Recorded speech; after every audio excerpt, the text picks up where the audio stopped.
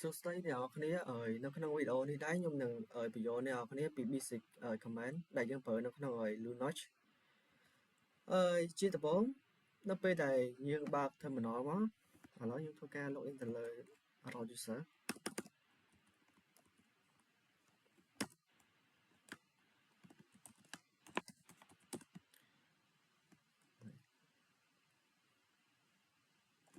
អូខេអញ្ចឹងនៅពេលយើងធ្វើការ login root user មកយើងនឹងឃើញថាកន្លែង root នេះវាគឺជា current user ហើយ local នេះ local host នេះវាគឺជា machine name ហើយចំពោះសញ្ញានេះដែរវាគឺជា home directory ហើយនឹងសញ្ញាតុងឈ្មោះនេះគឺវា show ពី root user បើសិនកន្លែងនេះបើសិនបើយើងជា normal user វានឹងឃើញវានឹង show ជាសញ្ញាដុល្លារហើយបើយើងជា super user វានឹង show ជាសញ្ញាតុងឈ្មោះ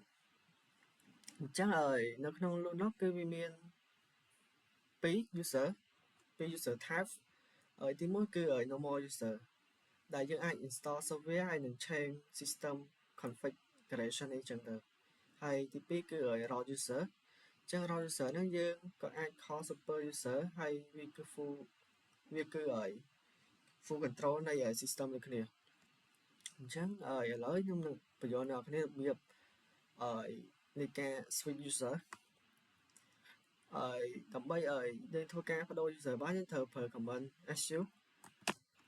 ហើយយើងដាក់ username example ថាខ្ញុំដាក់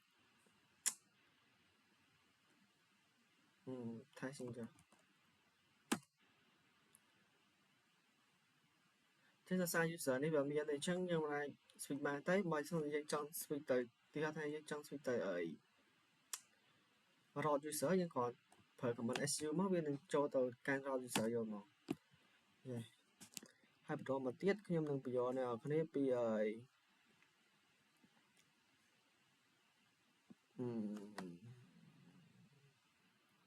បន្តមកទៀតខ្ញុំនឹងបញ្យល់អ្នកនរគ្នាពីការបង្កើត directory អញ្ចឹងដើម្បីបង្កើត directory បានយើងត្រូវប្រើ command ថាmkdir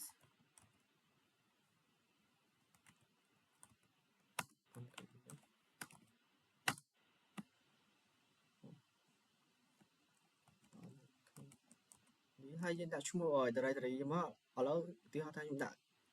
test អញ្ចឹងយើងបង្កើតបាន directory test មួយឥឡូវខ្ញុំធ្វើការ ls ឲ្យអ្នកនរគ្នាមើល ls ហ្នឹងគឺយើងប្រើដើម្បីយើងមើលទៅលើ directory list ទៅលើ directory ហើយនឹង file អញ្ចឹងយើងនឹងឃើញថានេះគឺជា directory test ហើយបើសិនជាយើងចង់បង្កើត file directory ហ្នឹងនៅក្នុង directory មួយទៀតតែយើងអត់មានឥឡូវខ្ញុំនឹងធ្វើការបង្កើតឲ្យអ្នកគ្នាមើល mkdir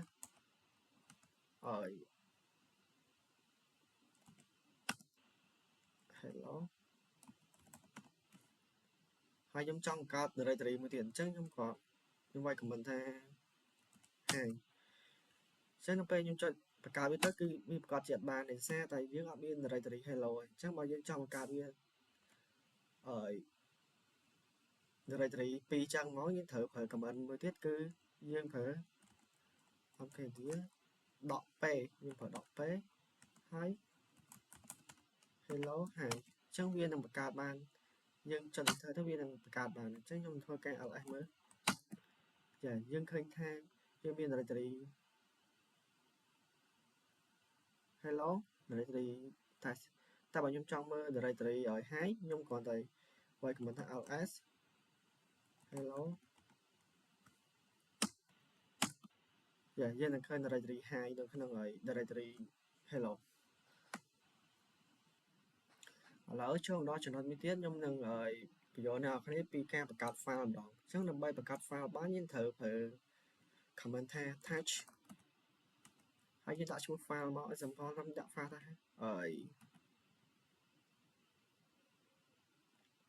linux.tt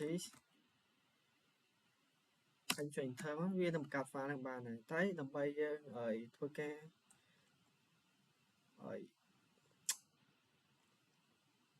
ធ្វើការឲ្យ config ទៅលើ file ណាបានយើងប្រើ command មួយទៀតគឺ vi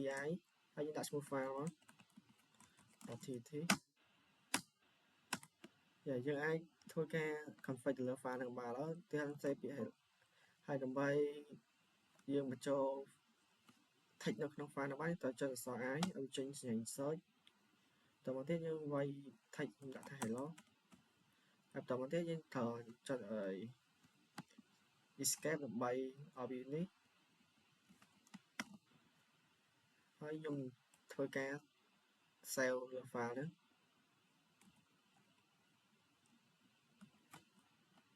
វាគ្រាន់វាយ comment ថា WQ វានឹងឲ្យយើង save ហើយយើង click អញ្ចឹងដើម្បីធ្វើការមើលទៅលើ file ហ្នឹងបានយើងឥឡូវទីហៅថាខ្ញុំចង់ឲ្យ list file ហ្នឹងអញ្ចឹងខ្ញុំគ្រាន់ចុច command alt s យើងនឹងឃើញថា file ហ្នឹងនេះ linux.tt តែបើយើងចង់មើលវាយើងមាន command មួយទៀតគឺ cat យើងដាក់ file មក linux.tt ហើយចុច enter មកយើងនឹងឃើញថាមាន hello នៅក្នុង file ហ្នឹងអញ្ចឹងនេះគឺជា file ហើយបន្តមកទៀតខ្ញុំនឹងបញ្យល់អ្នកនរគ្នាពី command cd ដែលយើង cd ហើយយក cd នឹងដែរគឺវាគឺជាការ change directory ឥឡូវទីហៅថាខ្ញុំនៅក្នុង directory home ទៅហើយខ្ញុំចង់ឲ្យចូលទៅកាន់ directory hi directory hello អញ្ចឹងខ្ញុំវាយ cd hello អញ្ចឹងខ្ញុំនឹងឈរនៅក្នុងអ្នកគ្នាក៏ឃើញថានេះគឺជា directory hello បន្តមកទៀតexample ថាឥឡូវខ្ញុំនឹងធ្វើការ cd ទៅកាន់ឲ្យ home directory វិញយើងគាត់វាយ comment ថា c សញ្ញាដកមកវានឹងចូលដល់ឲ្យ home directory អញ្ចឹងឧទាហរណ៍ថាមិញខ្ញុំចូលទៅកាន់ home directory យើងក៏វាយ cd home cd hello ឥឡូវខ្ញុំនឹងធ្វើការចូលទៅកាន់ directory ទៀតគឺមានឈ្មោះថា hi ដែល directory hi ហ្នឹងវានៅក្នុង directory hello អញ្ចឹងយើងវាយថា cd hello/hi អញ្ចឹងយើងនៅក្នុង directory hi ហើយមួយទៀតខ្ញុំចង់និយាយពី command alt s អញ្ចឹង command alt s នេះយើងអាចប្រើវា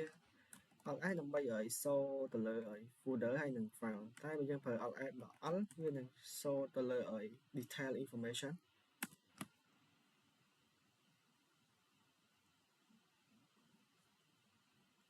ហើយមួយទៀត alt s ហើយចំពោះ command មួយទៀតខ្ញុំនឹងប្រាប់អ្នកគ្នាពីការបង្កើតទៅលើ file hidden file ហើយដើម្បីបង្កើតទៅលើ hidden file បានយើងត្រូវមានសញ្ញាដកពីមុខ file ហ្នឹងគឺថាខ្ញុំវាយ command មួយ touch dot m1 dotវាយថា year2 year4 dot tt អញ្ចឹងនៅពេលដែលខ្ញុំចុច enter ទៅវានឹងបង្កើតបាន file ហ្នឹងអញ្ចឹងបើសិនយើងចង់មើល file ហ្នឹងហើយយើងប្រើ command ls ធម្មតាអញ្ចឹងយើងក៏ជាអត់អាចឃើញ file ហ្នឹងបានព្រោះវាជា file hidden អញ្ចឹងដើម្បីមើល file hidden បានយើងត្រូវវាយ command ថា ls.a ហើយយើងនឹងឃើញថានេះ file ដែលយើងបង្កើតឡើងគឺ year4.tt អញ្ចឹង